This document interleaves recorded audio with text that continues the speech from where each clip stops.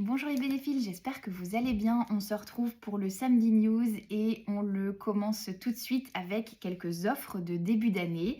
À l'achat de 2 tomes de la série Marsupilami, vous recevez un bic 4 couleurs aux couleurs du Marsupilami. Et puis, comme chaque année, nous avons aussi des offres découvertes. Donc, vous avez plein d'albums jeunesse ou tout public à 4,99 €, notamment au Lombard, chez Dupuis, Dargaud, etc. Voilà, donc là on a tout un présentoir avec différentes bandes dessinées à 4,99 €. N'hésitez pas à passer voir. Ensuite, je vous présente tout ce qui est tome 1 one shot, quelques suites de séries. Donc ça, ce sont les premières nouveautés de 2026. Je commence donc ces nouveautés avec une histoire complète, un one shot chez Glénat qui s'appelle Le Serment. Le Serment, c'est un thriller assez sombre, complètement fantastique aussi. C'est l'histoire d'Alexandre, un médecin qui a été radié de l'ordre des médecins. Et il n'a pas le choix que de travailler pour la pègre. C'est risqué, mais ça paye très très bien. Il a mis en place un protocole qui lui permet de rester anonyme tout en étant disponible à toute heure du jour ou de la nuit. Et il se sent ainsi protégé. Malgré tout, un homme va faire irruption dans une de ses planques. Il clame avoir été mordu par un vampire et il donne à Alexandre, qu'on appelle dans le milieu le docteur, il lui donne une journée pour tenter de le sauver, tenter d'empêcher sa transformation en vampire, sinon il le tue. Je vous montre un petit peu le dessin. Donc, il y a une atmosphère très oppressante. Quand je vous parlais d'un album sombre, ça se ressent aussi dans le dessin, mais qui est aussi parfaitement maîtrisé, très bien dessiné. Voilà. Ça plaira, je pense, aux amateurs de récits fantastiques. Et puis, il y a quelques très bons rebondissements. Je dois dire, on ne s'attend pas à la fin. Mais c'est ponctué de rebondissements. Il y a 2-3 rebondissements qui sont bien écrits, bien pensés. Voilà. Alors, je voulais vous montrer chez Glénat également une deuxième grosse sortie. Ça s'appelle Invisible. C'est un thriller historique prévu en 2 volumes. C'est une histoire qui se passe au XVIIIe siècle, sous le règne de Louis XV. On suit les aventures de Aymon de Terre-Noire, un noble qui est espion au service des secrets du roi, l'une des premières manifestations de service secret français. Et il a une particularité, Aymon, c'est qu'il est invisible. Alors ça, c'est excellent pour ses missions d'espion. Vous allez le découvrir durant la lecture du tome. Je ne vais pas vous en dire trop parce que ça fait aussi un petit peu la saveur de l'album. Et il va devoir rendre service au roi Louis XV en pleine guerre de 7 ans. Enfin, la guerre de 7 ans va démarrer. Guerre entre les Français et les Britanniques, alliés respectivement à l'Autriche et à la Prusse. Voilà, je vais vous montrer aussi un petit peu le dessin, qui est assez particulier, mais ça se prête bien à ce récit, je dois dire. Voilà Aymon qui porte un masque et des vêtements pour se faire voir de ses alliés et de ses adversaires, et puis qui se déshabille, enlève son masque pour passer complètement incognito, personne ne le voit. Alors évidemment, au programme, on aura des intrigues politiques, on aura des trahisons, on aura de l'alchimie aussi, ce qui est en lien avec son invisibilité, et une quête d'amour. Voilà, un petit peu tous les ingrédients qui en font une chouette lecture. Voilà. Alors, chez Glénat, encore, j'ai reçu le tome 1 d'Isabelle d'Angoulême, donc nouvelle mini-série historique sur la figure d'Isabelle d'Angoulême, une noble une aristocrate qui est devenue reine d'Angleterre en épousant le fameux Jean sans Terre. Aux humanoïdes associés, un one-shot intitulé Altermonde. Donc, récit d'anticipation, ça se passe en 2112, si j'ai bonne mémoire. Une partie de privilégiés, d'humains privilégiés, vivent entre les murs d'une cité. Ils sont protégés de migrants climatiques.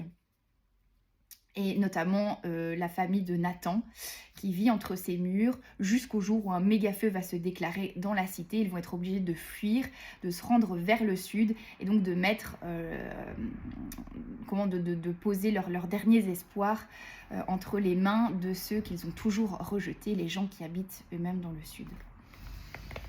Chez Grand Angle, encore un récit complet qui s'appelle Lady Nazca et qui raconte l'histoire d'une archéologue allemande qui a passé la majeure partie de sa vie à essayer de comprendre et d'étudier les lignes de Nazca, qui sont en fait des immenses figures tracées, dessinées sur le sol et qui se situent dans le désert de Nazca au sud du Pérou.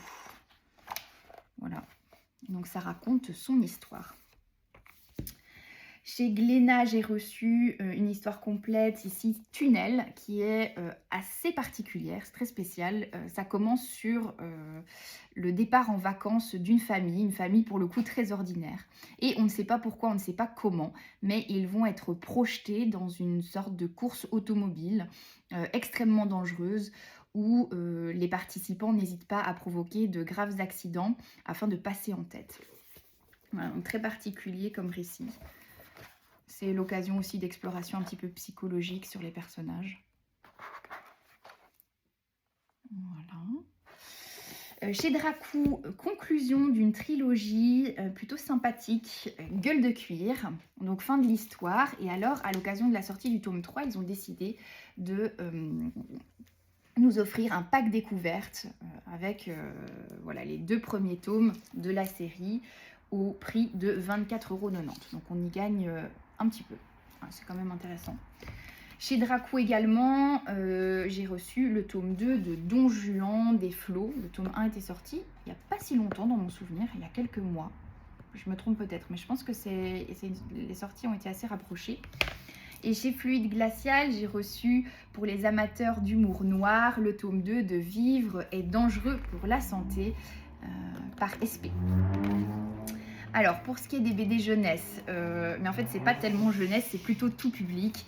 Un petit album que j'ai adoré chez Glénat dans leur gamme Disney, c'est Mickey et le roi des pirates. Une aventure rocambolesque, magnifiquement dessinée, une aventure de Mickey. Alors, l'histoire se passe au 19e siècle à Londres. Le sous-fétiche de Picsou a été volé. Ça, c'est le drame. Ça pourrait bien faire du mal à toute la ville.